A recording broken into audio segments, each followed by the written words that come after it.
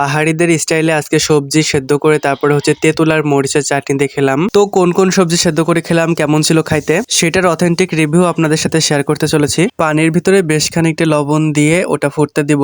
তারপরে এখানে যে ভেজিটেবল গুলো নিয়েছিলাম সেগুলো ভালো করে ধুয়ে নিয়ে একে একে পানির ভিতরে দিয়ে দেবো। বেগুনটা যেহেতু সেদ্ধ হতে একটু সময় লাগবে, এই জন্য ওটাই ফার্স্টে দিলাম। তারপরে এক একে সমস্ত সবজিগুলো দিয়ে একটু দমে দিব যাতে ভালো করে কুক হয়ে যায়। ঢাকনা দিয়ে মিনিট 5 মতো ভালো করে সেদ্ধ করে নিয়ে আমি ওগুলো নামাই নিচ্ছি একটা একটা করে। তো সমস্ত সবজি দেখো আমার বয়েল করা শেষ হয়ে গেছে, এখন চাটনি তৈরি করতে হবে।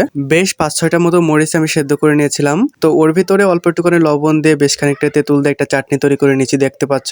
যদিও পাহাড়িরা খায় হচ্ছে নাপ্পির ভর্তার সাথে, বাট আমার পক্ষে একেবারেই সম্ভব হবে না ওটা দিয়ে খাওয়া। তো দেখো চাটনির সাথে আমি সমস্ত সবজিগুলো নিচ্ছিলাম আর খাচ্ছিলাম।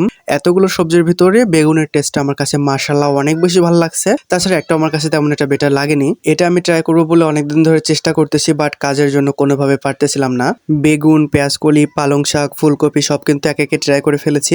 তো সবার ভিতরে আমি আবারও বলতেছি বেগুনটা অসাধারণ ছিল। দয়া করে আমার মতো আপনারা ঝাল ব্যবহার করবেন না এতটা। যদিও আমি ঝাল অনেক পছন্দ করি, বাট এটা খাওয়ার পরে আমার অবস্থা একেবারে নাজেহাল হয়ে গেছিল।